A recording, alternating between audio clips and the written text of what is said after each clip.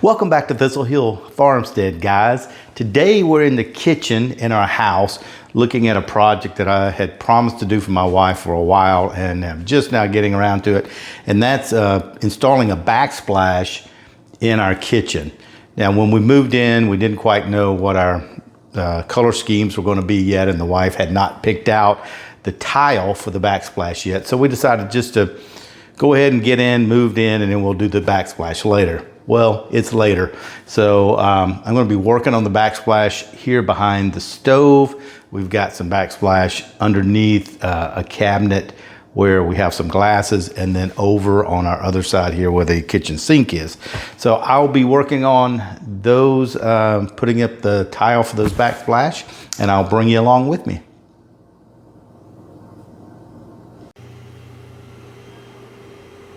So now we've got these two sections done, and I must say they look pretty good. Here's some close-up shots of the final work.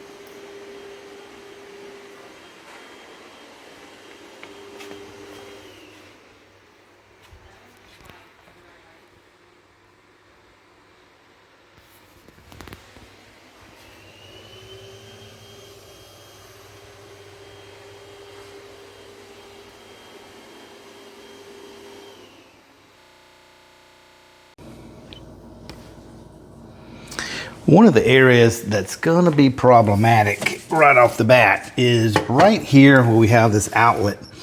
And what we want to do is line up the tile for the backsplash on the cabinet and then come down, as opposed to lining it up on the countertop and coming up. Everything we've seen online says that you should line up your backsplash with the cabinet and let it dead end into the countertop. Well, obviously we have a light switch here, and I don't want to have the tile come through this light switch. So I'm going to look and see what it's going to take to move this light switch over so that it's going to be in the tile area and not split like this. So let's start by just taking off this faceplate here. And I think it goes without saying, anytime you're working around electricity, you need to be safe and, if possible, turn off the breaker that controls the switch. I haven't done that yet because I am not getting into the wiring yet. I'm just going to take this plate off and see what we have behind here. I'm assuming this electrical box is attached to a stud in the wall, which is here, but let's see. Yeah, so I can see the stud here. It's the stud for this door here, and they've nailed the box here, and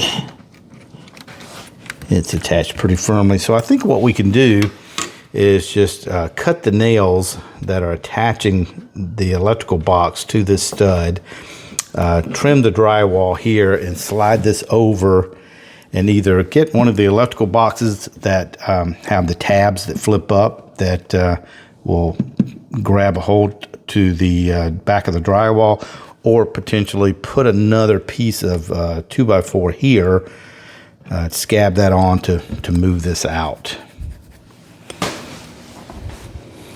So here's my electrical panel, and what I want to do is be sure I turn off my kitchen lights. Here they are, kitchen lights. That is breaker number 28.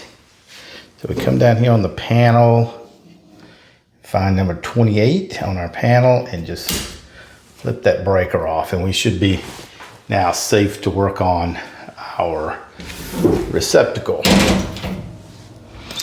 So now that I have the lights off, the breaker off of the lights here in the kitchen, I need to set up little additional lighting here for me. And I'm going to start out by taking off these switches, taking them out of the box. See what I have.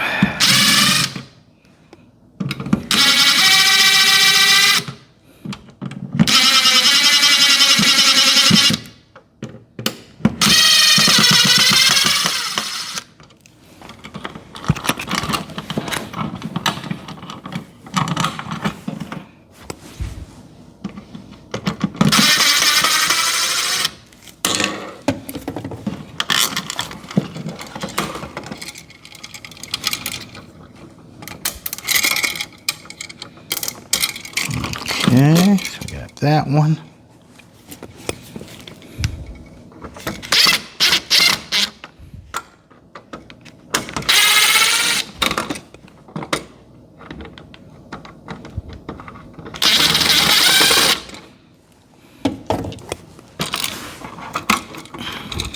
What I'm doing back here, these screws have these little pieces of, I don't know if they're plastic or cardboard or what, but it holds the screw into the outlet so it doesn't fall out or into the switch. So I'm just making sure those haven't slid off. All right, so let's see what we got here. Looks like this is a three-way switch, so we've got like a runner here of the hots and the neutrals and the ground.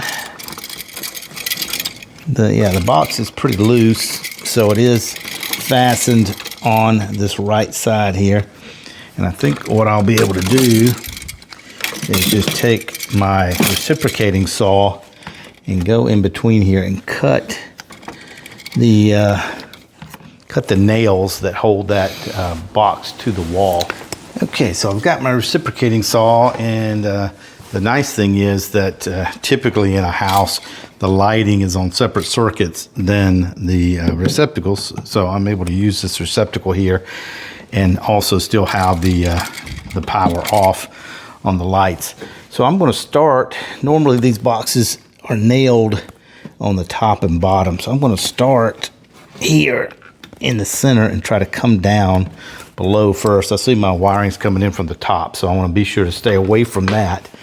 I have a thin blade on my reciprocating saw here. And it's a metal blade to cut those nails. Let's see how we do.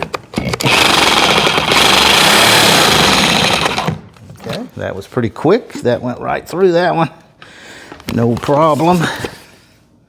I think that was it. Did it go all the way down? Nope, I think it's still a little bit in there. Okay, I believe that has it now. Let's see. Yep. All right, let's go up the other direction.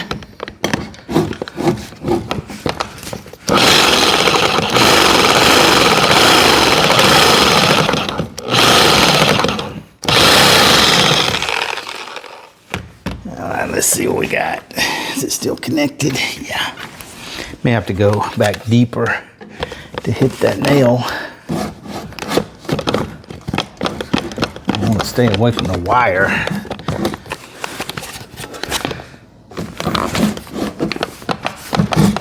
Yeah, feels like both of those have gone through. Let's see if my box is loose.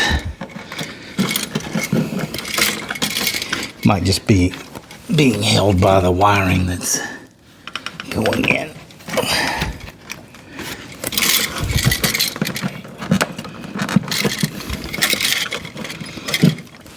Get my other light.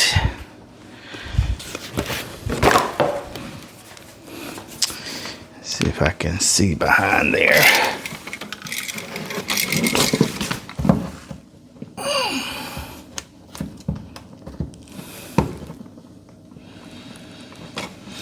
Yeah, I can see that tab goes down, so maybe it's maybe I need to go down a little further.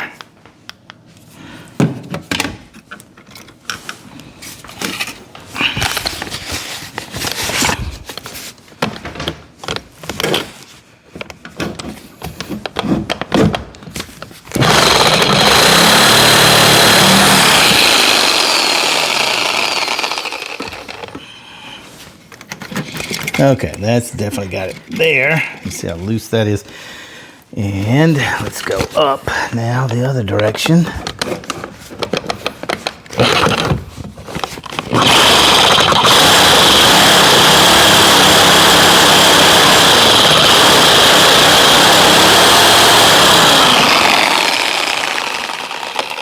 All right, let's see. Okay, so that box is loose now. Let's see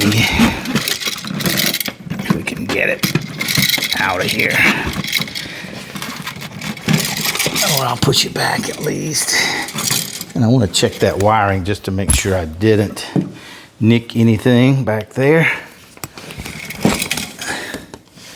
Nope, everything looks good.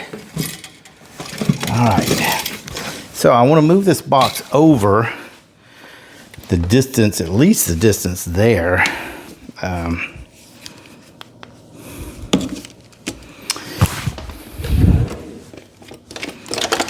that is, looks like 1.5 inches. So I want to move it over. I'll go ahead and move it over enough so that I have a good piece of tile here. So maybe we can go over 2 inches or 2.5 inches, depending on if there is any kind of stud over here. And if these are on 16-inch on centers, I should have plenty of space. As a matter of fact, the other stud's probably right there where that outlet is, because they normally connect them to the studs. So let me make a cut across here. I'll draw some straight lines there. Then we'll make the cut across there, and then we're going to save this piece of drywall here because I'll need to patch this little piece right here.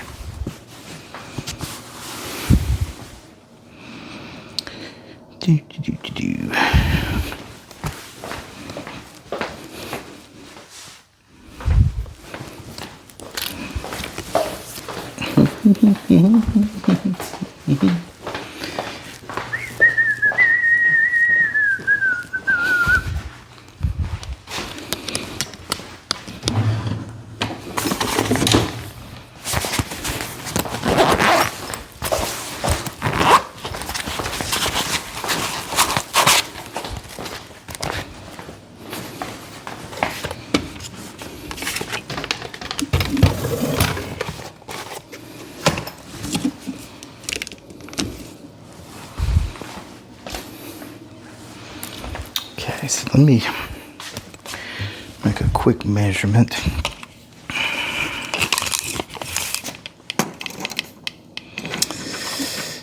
Let's give myself at least 1/2 inch.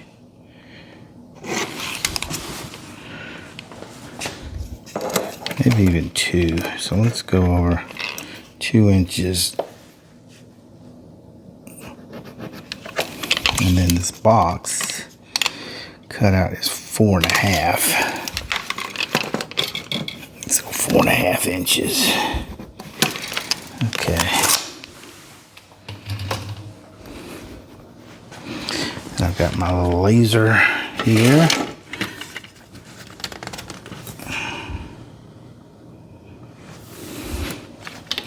I'll just use the edge of my box, of my outlet, to draw that line there.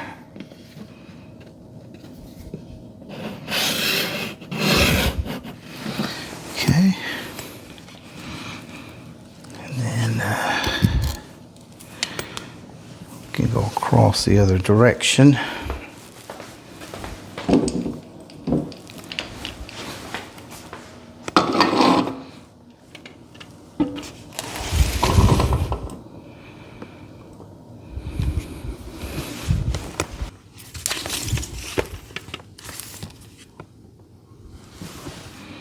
Okay, that looks pretty good. So let's draw my line there across.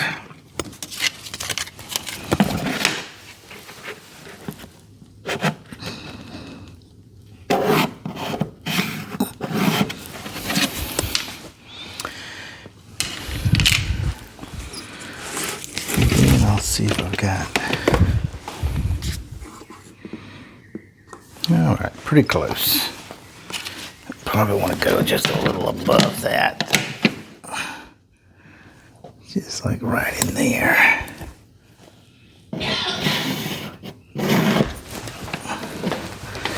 Okay.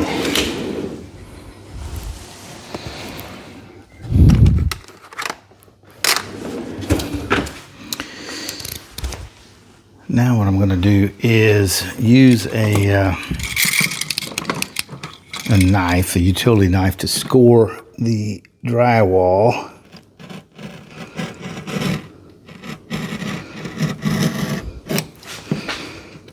Because that reciprocating saw is pretty aggressive.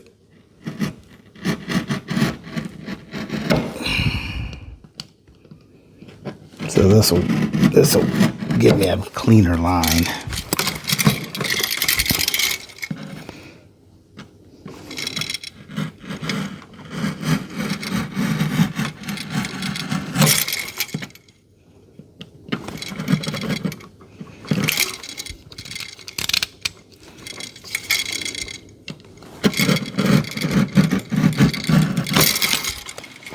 Alright, let's go down this way.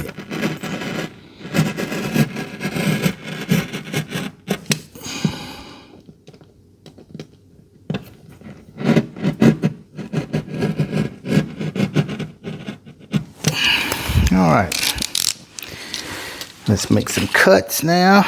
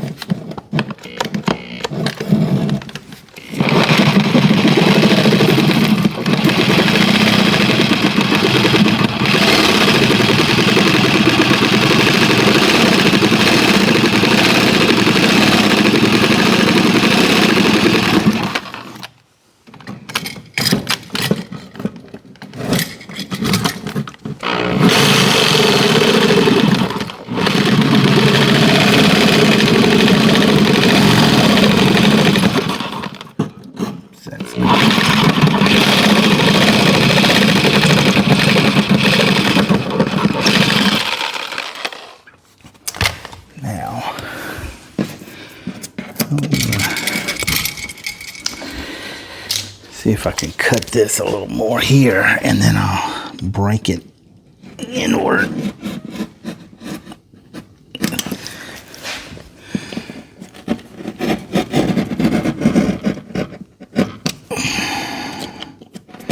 Let's see if that'll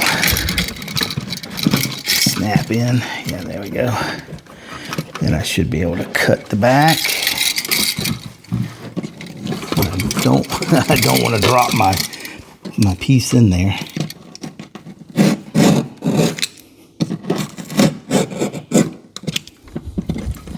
Make sure I have it. Well, come on now. Like I said, I don't want to drop that in the wall. That'll defeat the purpose. There we go. Okay. So now we have space to move our box over. You can see all my wiring, it all looks good. And I may have to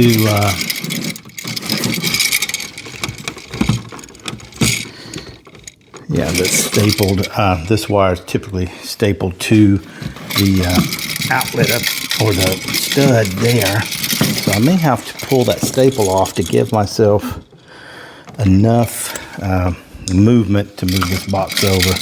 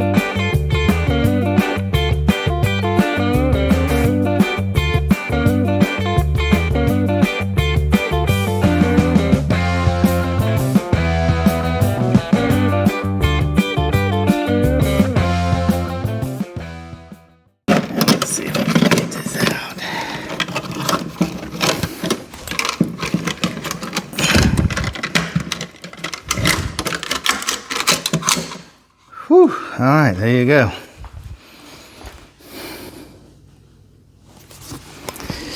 So here's your box. These are the 2 nails that I was talking about that I had to cut to get that out, because that nails to the stud here. Now I just need to get a new, what is this, 4-gang box to put in there with the little ears on it to flip up. And I'm going to have to patch the drywall here.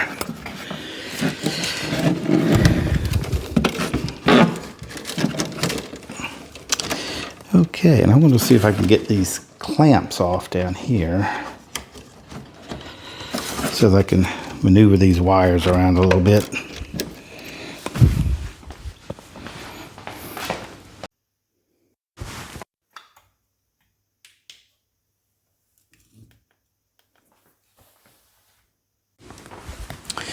I'm back from the big box store, and I got this box that I'm going to put in here. And as you see, it has these little flip up tabs. So you put it in the hole and you turn these screws here, and then they flip out these tabs and pull in and squeeze the drywall behind. So that's what I'm going to do here. That's going to go in there like that, minus that wire there. And then I'll have 2 blocks of wood. These are just little thin pieces of wood.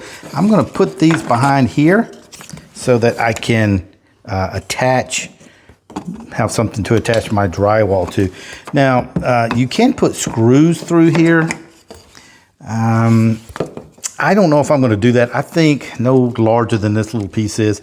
Probably just going to glue these with maybe some E6000 and stick them behind here. I'm in no hurry. Let those dry.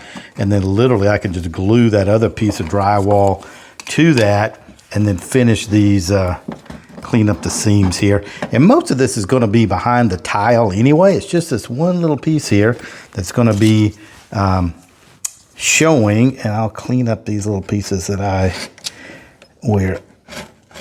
cut it with the reciprocating saw, and then I can put a little mud in there, a little spackling or patch, and smooth that out, and you won't see that. But I'm just going to clean up these rough edges here in the paper a bit. There we go. And then that, yeah, there we go. And that'll give you a much better finish when you get ready to do that. Let's see if I can get you a little closer. And move this stuff out of the way. So you can see I cleaned that cut up there a little bit. All right, so let's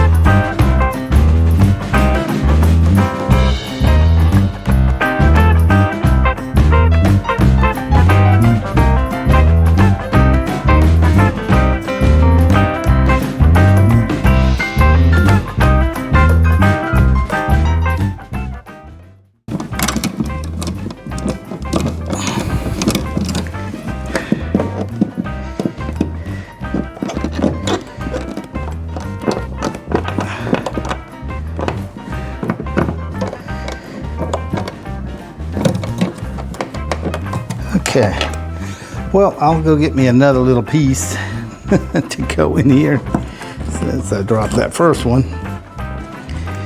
We'll get that in there, and then I'll have to figure out, maybe put a string around it to get this piece in there without dropping down in the hole.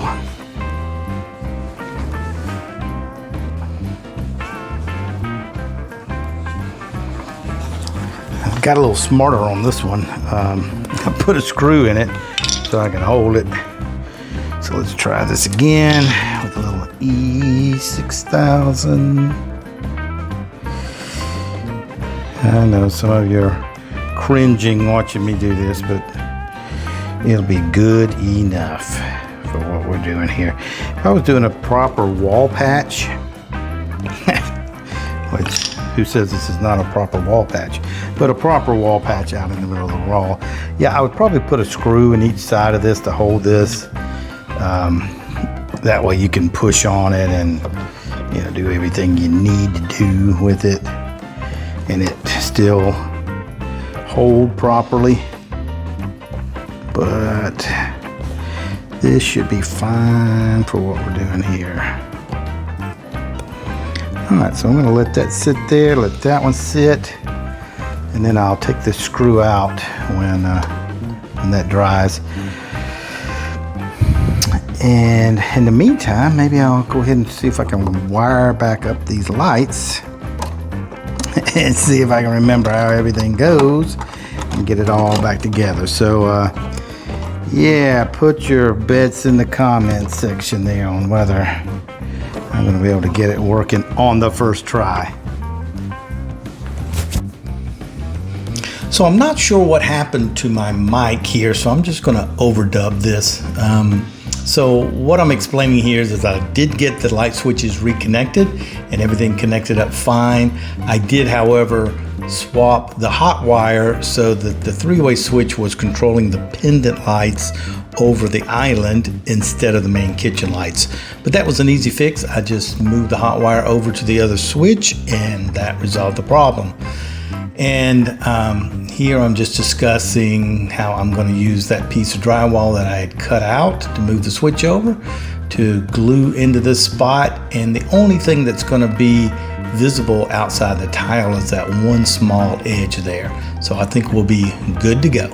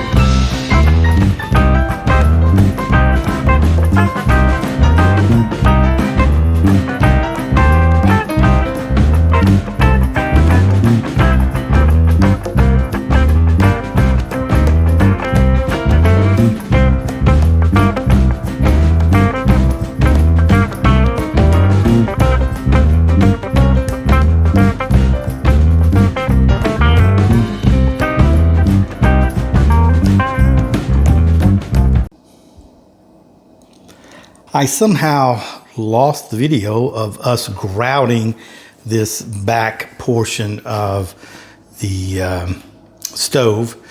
But here's the finished product. And my wife has already put everything back in place. But we got everything grouted. And it looks really nice compared to what it did look like. Here's the other little section we did. And then finally, over there behind the sink is our final section. So yeah, it was not a really difficult project. We've done tiling in the past. We had a couple of rental properties and I had tiled the showers in there and the floors, etc. So that's why we have the tools that we have, the floats, the trials, the tile cutter, all of those items really help out when you're doing this kind of tile work. My wife's gonna kill me because the countertop is so messy. We got the dogs' Kong toys here that we put peanut butter in for them. Here's all the eggs she has yet to wash and put up. But that's the tile behind the sink and then the tile behind the stove. So that's it. I know this has been kind of maybe a boring video, just kind of showing what we did without a lot of explanation on how we did it. But it wasn't meant to be a how-to video. Those can get kind of in-depth, but we just wanted to show the process of doing that. So once again, thanks for joining us here at Thistle Hill Farmstead. If you haven't subscribed to the channel already, please do so. Helps out the channel to grow. And once you hit that subscribe button, be sure to hit the bell notification so that anytime I post a new video, you'll get notified. See you next time here at Thistle Hill Farmstead.